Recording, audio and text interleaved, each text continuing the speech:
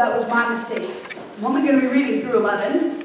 And this is a really interesting story because in many of the early manuscripts that were written, John 8, 1 through 11 is not in some of them. But it is in our Bible, and it is marked as such that it was in some manuscripts and not others. That's why in some Bibles, and I haven't looked to see what your pew Bibles show, but sometimes it'll have double brackets, just to draw your attention to the fact that this is the Word of God, this is in our Bible, but there are some manuscripts, early manuscripts, that did not contain this story. So I actually think that makes it, that it's even more important that we share this story this morning and throughout our lives. This is a very, very touching story about a woman. So hear the word of God. While Jesus went to the Mount of Olives early in the morning, he came again to the temple. All the people came to him, and he sat down and began to teach them.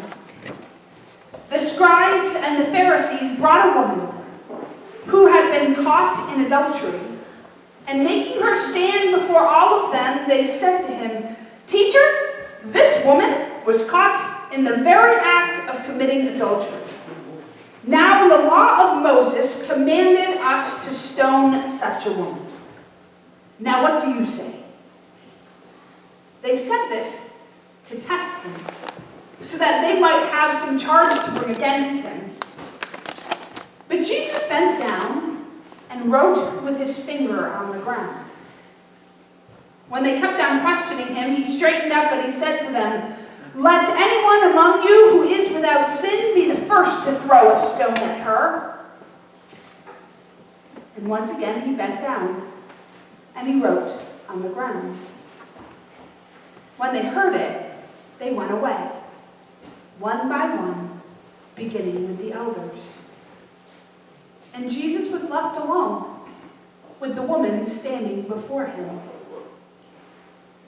Jesus straightened up and said to her, "Woman, where are they? Has no one condemned you?" She said, "No one, sir."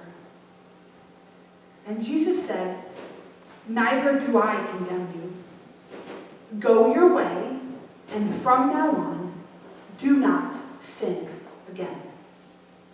This is the word of God for the people of all the world.